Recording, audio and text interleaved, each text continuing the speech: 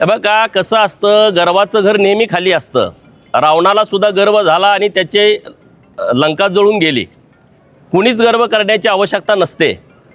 ही लोकशाही आहे. लोकांच्या हातामध्ये चेंडू आहे आणि त्यामुळं जी लोक म्हणत होती की खानापूर तालुक्यामध्ये भारतीय जनता पार्टीला उमेदवार मिळणार नाहीत, त्या लोकांची गेल्या 2-4 दिवसापासून पळापळ सुरू आहे.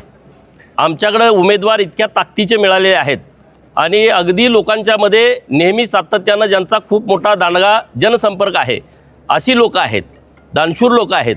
सामाजिक काम, वैयक्तिक खिशातले पैसे खर्च करून करणारी लोक भारतीय जनता पार्टीवर उमेदवार म्हणून लाभलेले आहेत.